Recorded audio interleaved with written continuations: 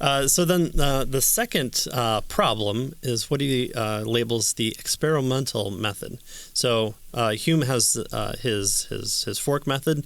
So you either it must be grounded. Our all of science must be grounded in our experiences. We must see it, taste it, touch it, measure it, do something with it. If you can't see it, then it's not science. So it's either that or it's a relationship of ideas. 2 + 2 = 4. You raise the pressure of a volume and the temperature decreases. I forget what all the up and down arrows are for that, but those things have relations.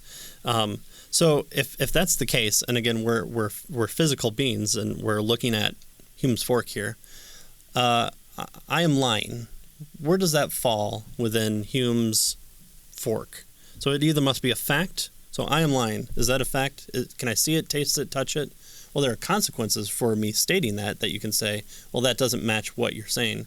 But I am lying and that is wrong. How do we measure the that is wrong part?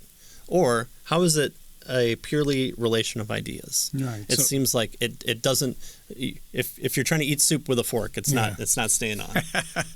Yeah. So Hume's issue here is with regard to knowledge. He was an empiricist, right? Knowledge is based on experience, and so experience with regard to we know matters of facts. Those are things that exist in the world, right? Brute facts. Yeah, brute facts that exist in the world. We experience those. That's how we know them, or we know by relations of ideas, right? And so those are the only ways that we know things, right? According to Hume. So the question then is, what about moral statements? How do you ever observe? Is a moral statement a matter of fact, or is it that is something that exists in the world that, as an empiricist, we base our knowledge on our experience? Can we taste it, touch?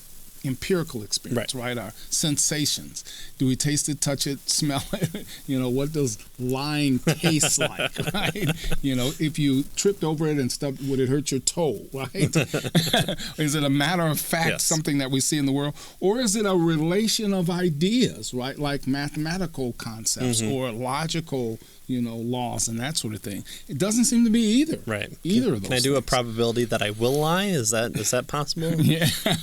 So it doesn't seem like that. So he goes on to say that we'll look at Hume's moral skepticism in later sections. But notice that science success forced Hume to seriously reconsider a common sense view of the subject that interests us above all others, which is, how do we act? Why should we act in a particular way? And how do we have societal relationships? And that's, great. We send men to the moon. That's great. But how do we conduct ourselves while on the moon? Right. That's kind of a untouched realm that Hume seemed to accidentally not allow on his eating utensils. Yeah.